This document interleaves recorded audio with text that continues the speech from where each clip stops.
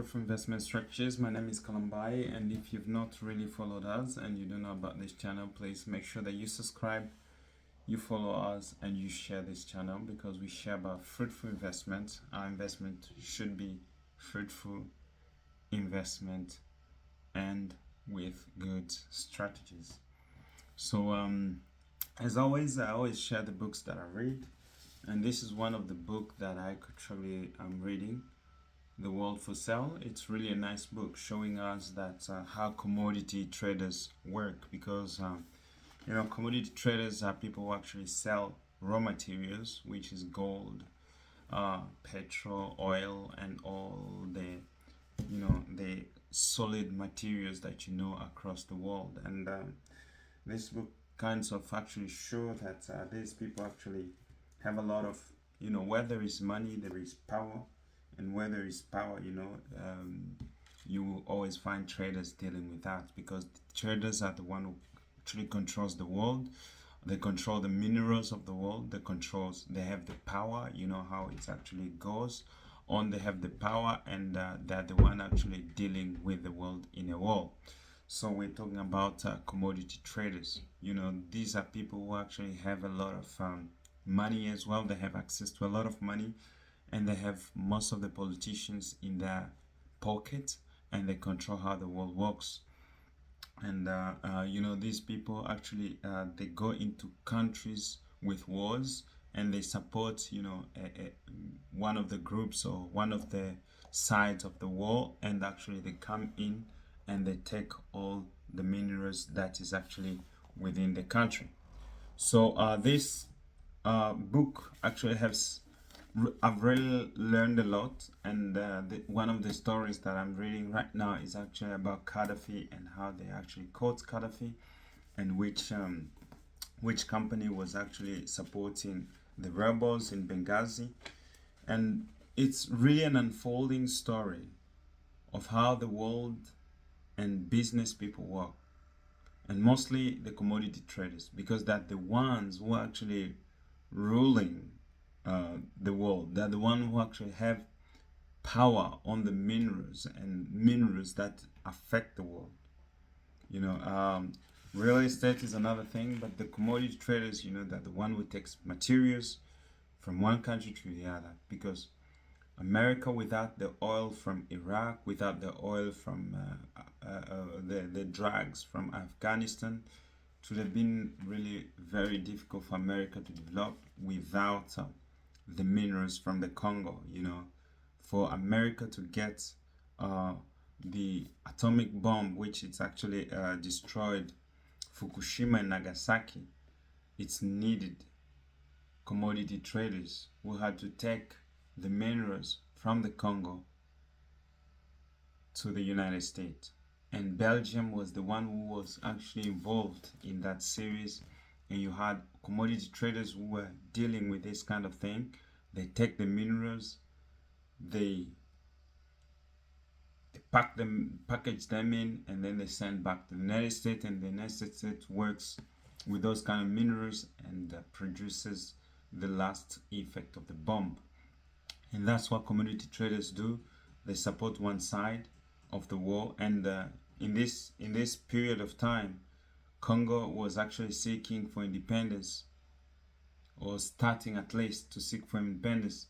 Then comes in the United States actually to grab the minerals, and then they send them to United States to finance their wars, which were happening in the World War, during the World War, Second World War, and that's destroyed Nagasaki and Hiroshima. So you can see power, money and power. You have these people who actually have money, and they seek to have power. And how do they gain power? It's by coming in and taking your minerals. And how can they take in your minerals? When they divide you, they support one group, they invest in one group. It doesn't matter. One of these person invested a billion into Benghazi. We're talking about Taylor. You can research him on your Google. Taylor. He invested a billion in Benghazi and in the rebel region so that they can get the oil from one of the oil industries that was actually in Libya, and he could have easy access that's all because it was going to be pumped near Egypt, and then from Egypt that oil is pumped into his tanks, and then he can sell it worldwide. So the guy invested $1 billion in the war in Benghazi with the Benghazi rebels, with Qatari, which was supporting this rebel. You know, they're talking about independence and freedom. But they supported the war. They are the one who actually were responsible for the murders and the killing of the innocent people. Why? Because of money, because of power. So they support these kind of people. They support, the killing of innocent people. They're the ones supporting. And not only are they supporting, but they're supported by democratic countries, so-called democratic, the United States and Great Britain, to destroy mother livelihood, to destroy children, to destroy nations, to destroy the system of education, to destroy everything that you have in the name of democracy, in the name of that Gaddafi is a dictator. And that's why we should be careful. You should read. You should read to have access to knowledge, because when you have knowledge, it's power. And when you know your enemy, because Gaddafi's enemy was not actually the Libyans. Gaddafi enemies were the ones who were behind those people. Gaddafi's enemy were the Qataris who had the money, were the English who had the money, who were supporting this kind of thing. So the commodity traders were supporting the war, and they had that deal, and they were produced, and they were winning billions and billions of dollars, which were floating out of the country in form of oil.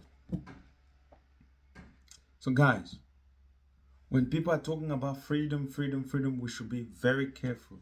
What is behind? We are seeing Ukraine. You have commodity traders. You have guns which are flowing from the United States and going into Ukraine. That is money. That is money. What is America getting back?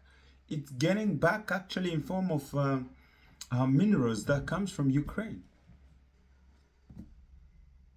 All those minerals, the land, the masses there, America is going to exploit it so that they can regain from the war, because they're investing, and what they're betting on is that Ukraine wins the war.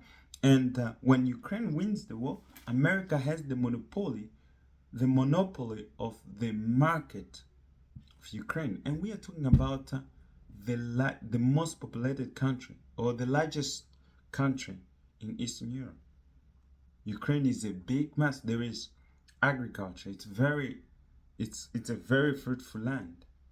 Agriculture. There is nuclear as well, which is there. There is also people. The people. That's the greatest investment that you have, the people. So that's what we're talking about here. We're talking about money, power, and commodities. And these people are actually betting. It's a bet. They're investing on these people. Not recently, I think last year, Russia wanted to kill one of the delivery or commodity guy who was delivering weapons to Ukraine. So they wanted to kill him. So you see, it's all about money, it's all about power, and that's how. But I think that's really a wrong way to get power and to get money in. When you have to make innocent people die, when you have to make all these people, disappear. That is mafia to me. Like Dangote was talking about, that is mafia. Commodity trade, that was really mafia. And there are some people who are doing things they should not do in order just to have money and power. How many people have been killed in Libya? We're talking about 1 million or something like that. We're talking about millions of life which has been destroyed in terms of economy, in terms of healthcare, in terms of infrastructure, billions of money have been destroyed. That country was the most developed country, not only in Africa, but across the world, one of the most. So what are we doing? You know, these people are people we should be really careful with. Commodity traders. How do you know about this? You have to read. You have to get knowledge, people. You have to understand how the world works. We have to understand how the world works. We have to understand who are the people that actually are behind our poverty. Because there are people who are really leaning behind. They're getting fed, they're eating, and we are becoming poor. We are becoming poor. So you need to recognize who's your enemy and who is hindering you from developing, who is hindering you from progressing. And once you know that, then you can go and confront the situation. So I think that is one of the things we can do. We have to read these kind of books to understand how the world works, because the world is for sale, for real. Materials are there for sale. That's how slavery started. It's all about money. It's all about power. The one who has money, the one who has knowledge, controls the world. You know, when you have knowledge of commodities and how trade works, yesterday, not 1990s, 1900s, it was commodity trade which was working, slavery trade. People were taking people from one place to the other, and they were shipping them, and then they were having money.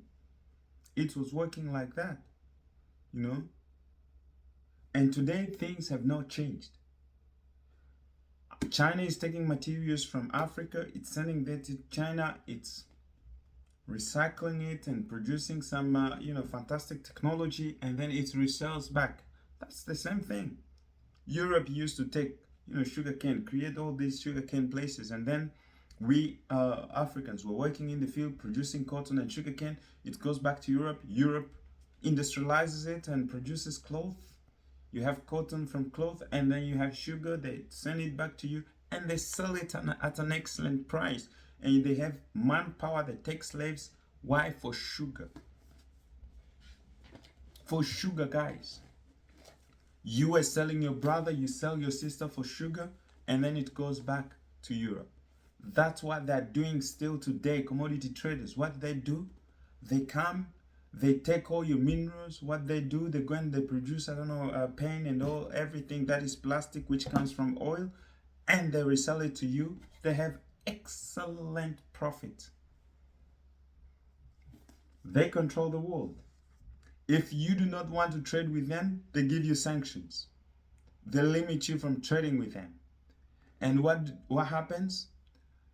Because they have control all over the world, sanctioning you is not a problem for them, but it becomes a problem for you, because anyone who does trade with them, with them cannot trade with you. So you are the one who is limited in a bubble. You are called outside of the bubble, and then you get into poverty, and you cannot go any longer. So knowing the world is very important for you as a businessman. Knowing what happens in the world is very important. So please make sure that you know what you're dealing with. Who are the people that you can deal with? You know, The World is Really for Sale is a book that I'll really insist that you read. It's really necessary to read. You have to read books. You have to have understanding. You have to have knowledge of what is happening. If you do not have knowledge of what's happening, it's really a bad day for you as a young man, for you as an African, for you as an Asian, for you as a European, for you as wherever you are. Really, knowledge is power. Make sure that you have the knowledge that is needed for you to invest. So please, these are very important points. Make sure that you subscribe, follow us, and share this video across the world. See you on the next one.